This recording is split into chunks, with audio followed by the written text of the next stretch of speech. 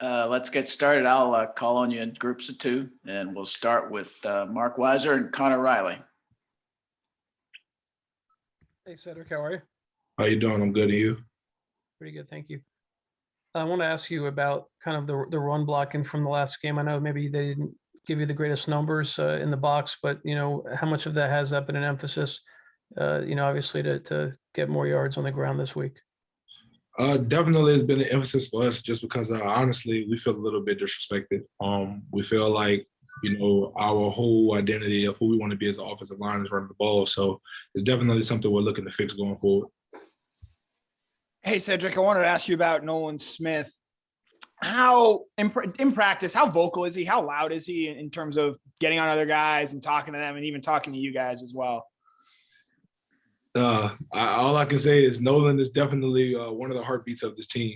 He definitely helps keep things going in practice and, juicing guys up. And, every time we see him, before a team run, he's dapping us up, move us, get us better, things like that. So he definitely keeps things going to flow for guys, when we may not be feeling it that day, maybe at a long day at school or something like that. He definitely helps get guys going. Let's go to Anthony Dasher, followed by Chip Towers. Hey, Cedric, good to see you today, man. Same here. You guys have been number one for a while now. I mean, I know you guys go to class, people will pat you on the back, distractions, other teams, giving you their best shot. How have you guys learned to deal with everything that's, I'm going to say coming down on you, but a lot of things are out there right now about this team, and y'all seem to be handling everything, pretty well. How do y'all do that?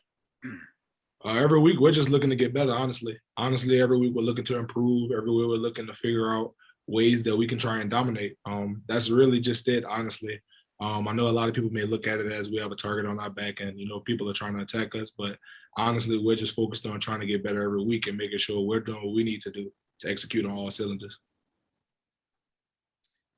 Sedrick, over the years, I've often heard it say that offensive line is the most difficult position to play early in one's career, and of the positions, center is the most difficult one to play. I know you're a redshirt freshman, not a true freshman, but can you validate that it's complicated and difficult? And how do you feel like you've done? How far would you say you've come since early in the year when you maybe didn't even expect to start to now where you are the undisputed starting center? Well, I guess I'll start off by saying I always prepared to play.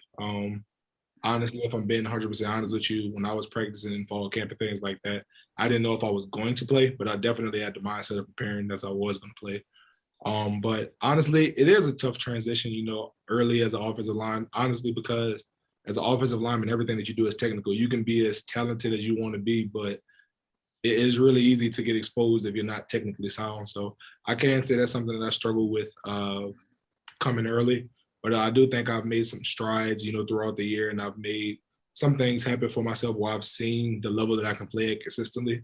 Now it's just about, honing in on small little details and techniques so that I can be there all the time. Let's go to Palmer Tomes, followed by Jake Rowe. Sedrick, I noticed the cast on your hand. What's the situation there, and how is playing with that? I'm not sure what Coach Smart has told you guys, so I won't really say too much on that.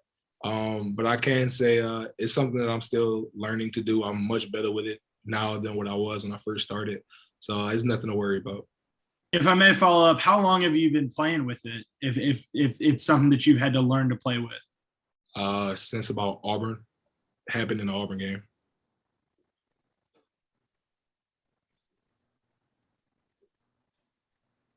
Jake, you got anything? No, I'm good. I'm good, Tim. All right. Let's go to Ryan Curley, followed by Jake Jennings.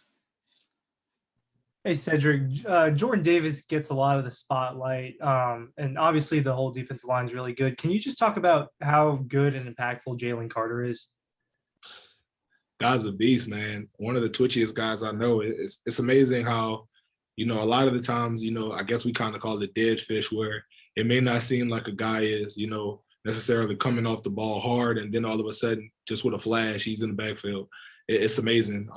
He's definitely one of the twitchiest guys, and he helps get us better just because of the high motor and the talent that he has. Honestly, it's a commodity for us, and it's something that we value. No question on my end. Thank you, though. All right, we have several minutes left. I'm just going to open it up to anybody that's got a question. Sedrick, wanted to ask about your classmate and teammate Broderick Jones. In terms of him getting his first start this past week, what message did you share with him? Since I know y'all came in the same signing class, how good of friends of y'all are off the field? Me and Broderick are great friends. We spend a lot of time outside of football together, along with some other guys like Devin Whitlock, Darnell Washington.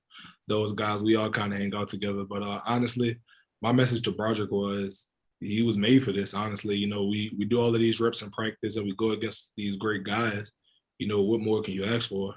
Honestly, this is something that he's worked for, something that he's practiced, and I feel like we all believe in him. We all know that he can get the job done. So there's no worry on our end. We believe in him. I just wanted to make sure that he knew that there's no pressure. Just go out and play like you play in practice. Sedrick, this is just the second game you guys have really played in what's going to be a packed out road environment. I understand Neyland's going to be packed, 102,000 or whatever it is. How much of a concern and how much preparation have you guys put into snapping the ball, amidst all that noise? And how do you feel like that went at Auburn? Well, I feel like it went very well at Auburn. We didn't have any penalties. We didn't have anything of that nature. It's definitely been a big emphasis this week, just trying to make sure that we honed in and, executing that phase of the game. But it's not something that I would say we're necessarily worried about because we're doing so much preparation during the week to make sure that we can take care of it. So it's really nothing to, I guess, overreact about, just because when you go about handling it during the week and preparing for it well, it should take care of itself. Hey, Sedrick, wanted to ask you about Jamaree Salyer. How much of an adjustment was it last week not having him out there? And then how has he looked in practice this week, obviously coming back from the foot injury? It was not much of an adjustment, just for the simple fact of there have been some weeks where we've even rotated Broderick in for Jamaree, some just to get some reps in, kind of see how he does. So it wasn't that big of an adjustment. I'm sorry, excuse me. It wasn't that big of an adjustment. Honestly, it was just more weird for us just seeing him on the sideline, just because we know how hard he works and, wish the best for him. But he's been making some big strides this week. So just hopeful and, wishing to get him back, wishing him well.